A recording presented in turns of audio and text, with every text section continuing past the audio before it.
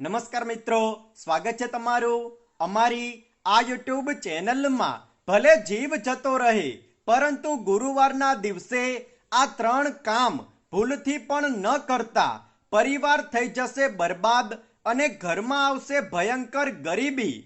મિત્રો, આજે અમે તમને બતાવીશું કે તમારે ગુરુવારના દિવસે એવા કયા કાર્યો ન કરવા જોઈએ જેનાથી તમારો ગુરુગ્રહ મજબૂત રહે અને જીવનમાં તમારે કોઈ પણ પ્રકારની પરેશાનીઓ અને મુશ્કેલીઓનો સામનો ન કરવો પડે, તેમજ હંમેશા તમારા પર ભગવાન વિષ્ણુ અને માતા લક્ષ્મીની કૃપા બની રહે।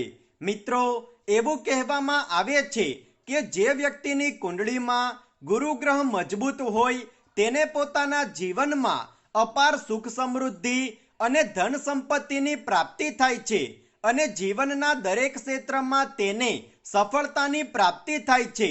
પરંતુ જો તમે ગુરુવારના દિવસે કેટલાક એવા કાર્યો કરી લો છો જે શાસ્ત્રો અનુસાર અનુચિત છે તો તમારા પરિવાર પર ખૂબ જ મોટો સંકટ આવી જાય છે અને તમારો ગુરુગ્રહ મજબૂતમાંથી નબળો પડી જાય છે, જેના કારણે તમારા જીવનમાં ખરાબ પરિણામો આવી શકે છે।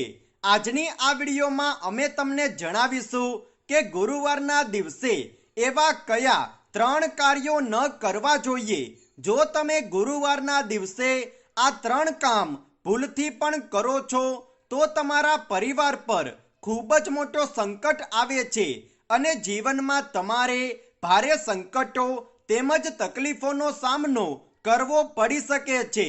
અને જો તમે ગુરુવારના દિવસે આ 3 કામો નથી કરતા તો જીવનમાં તમને ધન સંપત્તિ અને માતા લક્ષ્મીજીની અપાર કૃપા દ્રષ્ટિ પ્રાપ્ત થાય છે। જો તમે ઈચ્છો છો કે તમારા ઘરમાં હંમેશા ધન સંપત્તિ આવતી રહે, ભગવાન વિષ્ણુ અને માતા લક્ષ્મીજીની કૃપા તમારા પર બની રહે તો તમારે ગુરુવારના દિવસે આ 3 કાર્યો ભૂલથી પણ ન કરવા જોઈએ।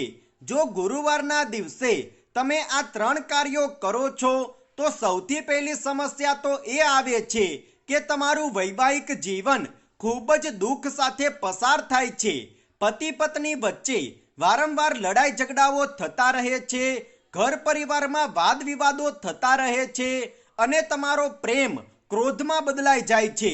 બીજી સમસ્યા એ આવે છે કે તમે જે કોઈ પણ કાર્ય કરો છો તેમાં તમારે ઘણા પ્રકારની બાધાઓ અને અડચણોનો સામનો કરવો પડે છે અને તમારું તે કાર્ય હંમેશા નિષ્ફળ જ જાય છે। જીવનમાં તમને ધનની પ્રાપ્તિ નથી થતી અને વારંવાર ખોટા ખર્ચાઓ થતા રહે છે। પરંતુ મિત્રો, જો તમારો ગુરુગ્રહ મજબૂત સ્થિતિમાં હોય તો તમને સમાજમાં માન સન્માન, દરેક કાર્યોમાં સફળતા અને જીવનમાં સુખ સમૃદ્ધિ તેમજ ધન સંપત્તિની પ્રાપ્તિ થાય છે। મિત્રો, ગુરુવારના દિવસે જો સુહાગન મહિલાઓ પોતાના વાળ ધોવે છે અને પુરુષો વાળ કે દાઢી કપાવે છે તો તેનો ગુરુગ્રહ કમજોર સ્થિતિમાં આવી જાય છે। આ સાથે જ તેને જીવનમાં રાહુથી સંબંધિત સમસ્યાઓનો પણ સામનો કરવો પડે છે અને જો કુંડળીમાં રાહુ ગ્રહ ભારે થઈ જાય તો જોત જોતા જ આદમી ધનવાનમાંથી ગરીબીમાં આવતો રહે છે।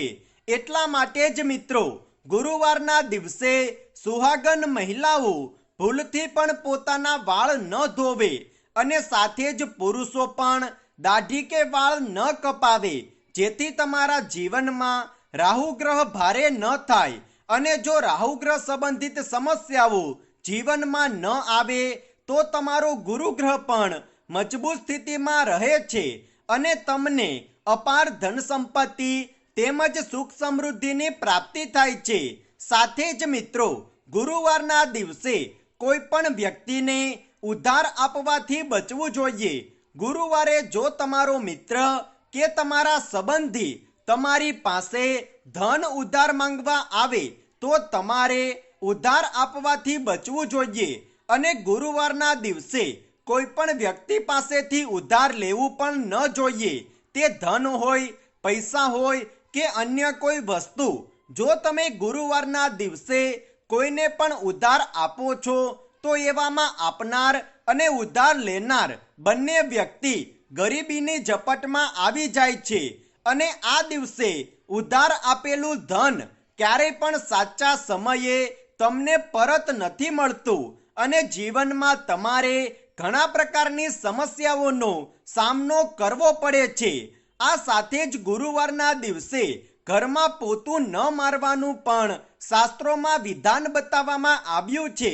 હા મિત્રો, માનવામાં આવે છે કે આનાથી ઘરમાં આકસ્મિક ઘટનાઓનો, વાસ્તુદોષ અને નકારાત્મકતાનો પ્રવેશ થાય છે. પરંતુ જો તમે ગુરુવારના દિવસે ઘરમાં પોતું મારવા જ માંગો છો તો તમારે પોતું કરવાના પાણીમાં થોડું મીઠું નાખીને ઘરમાં પોતું લગાવવું જોઈએ.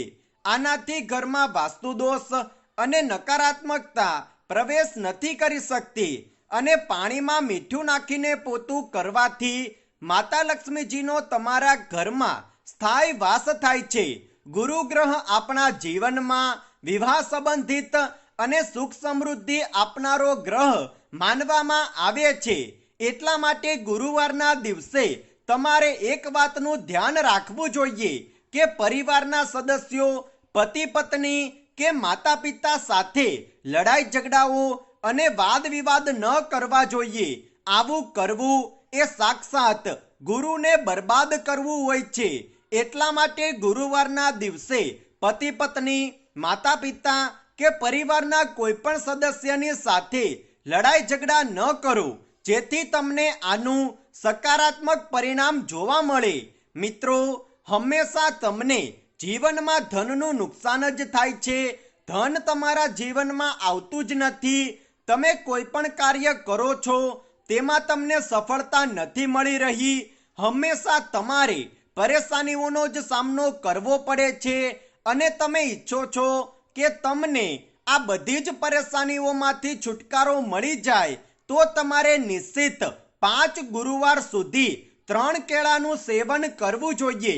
આ સાથે જ જો તમે ગુરુવારના દિવસે કેળાનું દાન કરો છો તો તમારા ઘરમાં તેમજ જીવનમાં સુખ સમૃદ્ધિ અને ધનનું આગમન થાય છે અને જીવનમાં તમને ધન કમાવાના નવા નવા સ્ત્રોતોની પ્રાપ્તિ થાય છે.